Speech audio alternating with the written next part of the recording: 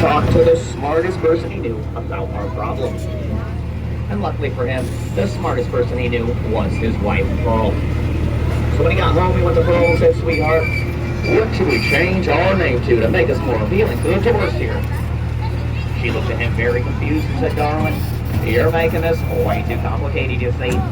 We do have a lot of gators, and we do own a fair amount of land. So why don't we just keep it simple, put it together, and call this great place Gatorland?" And who would have thought? 76 years later, we are still Gatorland. And 76 years later? Alligator capital of the world.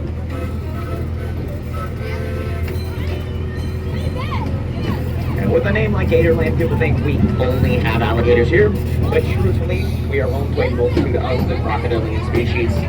Coming up on the right-hand side, we're passing through Jungle Crocs of the World exhibit. And in the first couple enclosures, you'll find the Australian saltwater crocodile, the largest species of crocodilian, getting to a length of about 15 to 20 feet. This first enclosure on our right-hand side, you'll find Sheila, followed by Lizzie and Morton. Yo!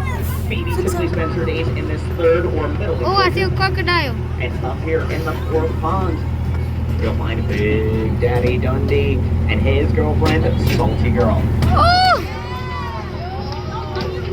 Next, those amazing reptiles will all be passing our Nile crocodiles. And there you'll find two adult Nile crocodiles named Sultan and Blondie.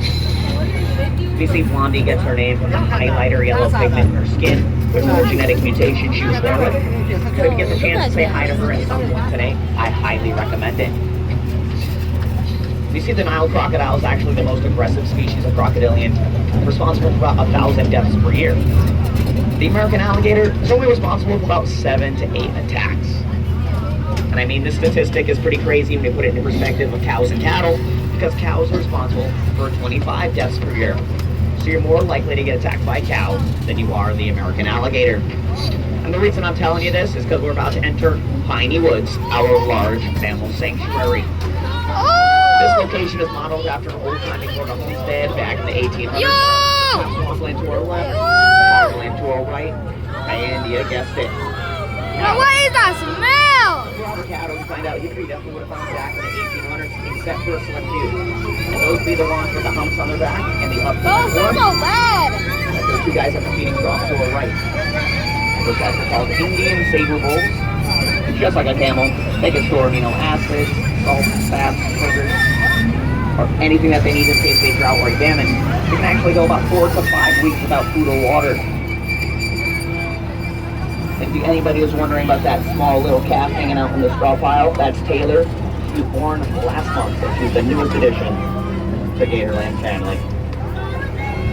Yo!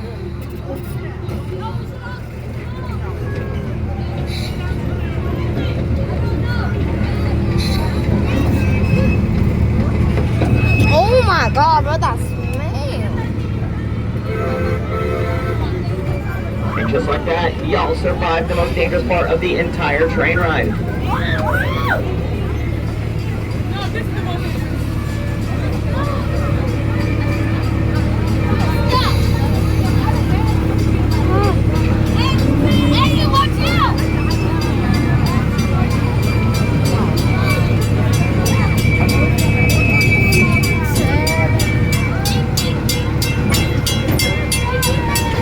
Stadium coming up on our left-hand side is our Legends of the Swamp Arena. And at this location, you can find an alligator handler just like myself, pulling out the biggest, meanest, and scariest gator he can find, and then opening his mouth to show you what's inside.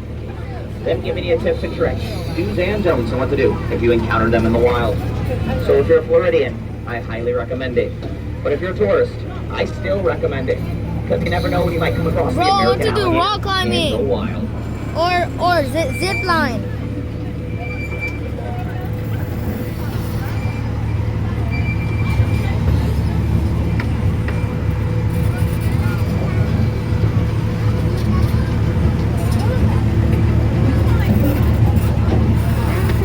Stage on our left-hand side is our up-close encounter show, where you can get up close and encounter some creepy crawly critters, or maybe some slimy ones, and who knows, maybe you'll get to hold them.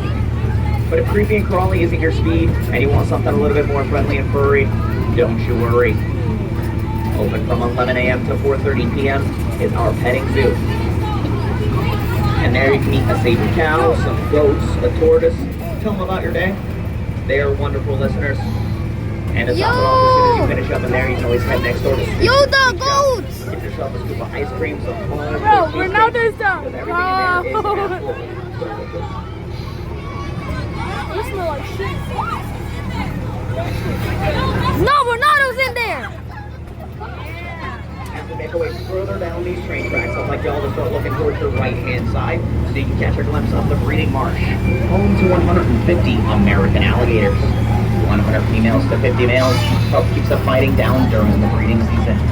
The males get real I grumpy gotta during this grip time. onto my thing. The nice low-lying shaded areas are the perfect spots for those mama gators to lay their eggs. And once it's